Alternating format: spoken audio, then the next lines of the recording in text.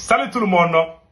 Le président Assimi Goïta vient de limoger le colonel-major Souleymane Dembélé, l'ancien directeur de la DIRPA, un colonel, un officier proche du général Sadio Kamara, vient d'être limogé par Assimi Goïta. Le voilà ici. Souleymane Dembélé de la DIRPA, très proche de Nema Sagara, très proche de Abbas Dembélé, très proche de Sadio Kamara. Aujourd'hui, Assimi Goïta vient de lui faire remplacer par un certain Diarra. Après, on va donner des détails. La deuxième information que nous avons aujourd'hui, le président Assimi Goïta vient d'interdire ou de suspendre à la circulation des motocyclistes, voilà, cylindrés de 125 cm². C'est-à-dire que les grosses motos là, Assimi Goïta vient d'interdire ça au Mali, sur toute l'étendue du territoire national. Assimi Goïta a interdit ça. La deuxième information, je vais dire la troisième information, les femmes veuves sont en colère contre le président Assimi Goïta. C'est ce qu'on vient de voir. Les femmes veuves viennent de se plaindre du comportement, de l'agression que la force spéciale a menée contre la femme du général Sadio Kamara. Je vous ai dit il y a à peu près un mois que les militaires sont allés agresser la femme du général Sadio Kamara après sa mort. Ils sont allés fouiller dans sa chambre.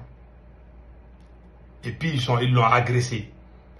J'ai vu une lettre où les femmes ont adressé ça aux autorités. Les femmes veuves. C'est chaud au Mali. Hein. La quatrième information. Les soldats russes qui sont au Mali ont décidé de faire leur propre communiqué. Depuis que le Mali a perdu Kidal, les pages russes là sont actives. Je ne dis pas que ça existait, mais ils ont commencé à faire beaucoup de communication. Ils ont dit à l'armée malienne de ne pas faire leur communication à leur place. Et même ils vont faire leur propre communication. Les soldats russes, c'est pour cela, ce que les soldats russes disent et ce que les autorités maliennes disent là ne sont pas les mêmes. Les Russes disent que les autorités maliennes là, que ce sont des menteurs et ils ne peuvent pas accepter qu'ils communiquent à leur place. Donc les Russes eux-mêmes, les soldats russes qui sont au Mali, ils ont leur propre page qui s'appelle African Corps. Chaque fois que vous avez besoin d'infos, à chaque événement, ils filment. À chaque victoire ou chaque défaite. Même s'il y a problème, les Russes filment et puis ils montrent ça, ils disent que ça ne va pas. Voilà. Si tu vas sur la page de l'armée malienne, ils vont dire que tout va bien. Mais quand tu vas sur la page russe là, et ils disent exactement ce qui se passe. Ils disent qu'ils sont fatigués des mensonges. Voilà. Et même ils vont parler. Personne ne va parler à leur place désormais. Voilà les conséquences des mensonges. Donc maintenant, allons-y avec la première information. Conseil des ministres, changement à la tête de la DIRPA. Le colonel-major Bokari Bokar Maïga est nommé directeur de l'information et des relations publiques des armées, DIRPA.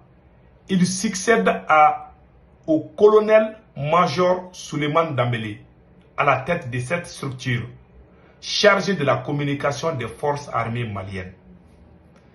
Donc, Souleymane Dembélé, voilà, colonel-major Souleymane Dembélé que vous voyez ici, très proche, il est très proche du général Sadio Kamara.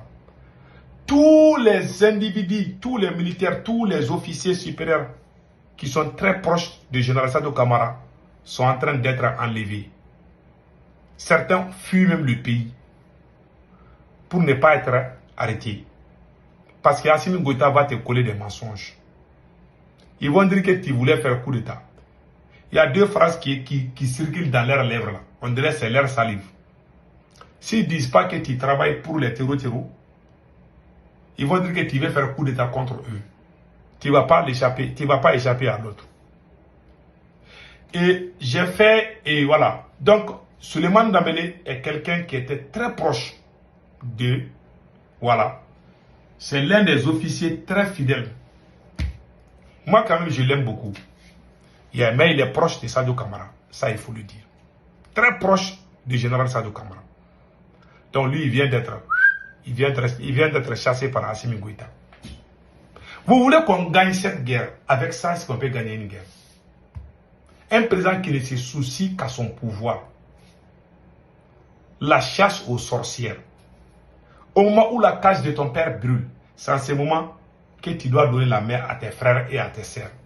Ce n'est pas le moment de faire les bagarres. Ce n'est pas bon. Et c'est ce qui se passe au Mali. Et avec ça, nous ne gagnerons jamais cette guerre. Je vous garantis, wallahi, on ne va pas gagner cette guerre. Donc, en quelque sorte, c'est ça. C'est ça. Donc, et le colonel-major Souleymane Dambélé a été limogé par Assimi Goïta. Allons-y avec la deuxième information. Les femmes veuves militaires sont fâchées contre le comportement des forces spéciales face à la veuve de Sadio Camara. Voilà ce que les femmes veuves ont écrit ici. Demande d'éclaircissement sur la décence musculeuse des forces spéciales au domicile de la première épouse du général Sadio Camara, veuve militaire. Monsieur le chef d'état-major, nous femmes et veuves militaires au camp de la garde nationale avons l'honneur de vous adresser la présente lettre pour solliciter des éclaircissements concernant la descente musclée affectée par les forces spéciales au domicile de la première épouse du général Sadio Camara, également considérée comme veuve militaire au sein de notre camp. Cette opération, menée sans préavis et de manière particulièrement musclée, a provoqué une vive émotion et une grande inquiétude parmi les familles militaires. Et tout particulièrement chez les veuves qui, après avoir sacrifié leur époux pour la nation, attendent respect, protection et considération de la part de l'institution. Nous ne comprenons pas les raisons qui ont pu justifier une telle intervention chez une cohésion, chez une veuve militaire. Et nous craignons que ce genre d'ajustement ne porte atteinte à la cohésion et à la confiance qui doivent régner au sein de nos rangs. Cohésion à la confiance. Voilà. En conséquence, nous vous demandons de respectivement bien vouloir nous fournir des éclaircissements officiels sur le motif exact de cette descente. Les autorités qui ont ordonné et conduit cette opération. Les mesures prises pour garantir la dignité et la sécurité des veuves militaires. Nous restons à votre entière disposition pour tout échange constructif et espérons recevoir une réponse rapide, claire et transparente afin de nous dissiper les inquiétudes.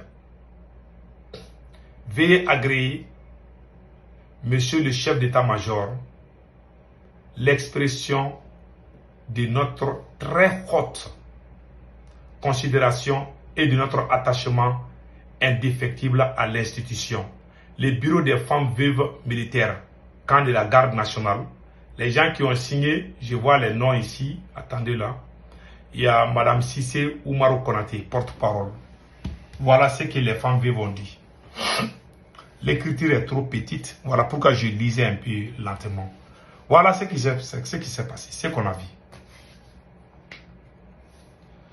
Une armée qui est supposée de soutenir la population, ils sont allés agresser la femme de Général Sado Camara. Et voilà les conséquences.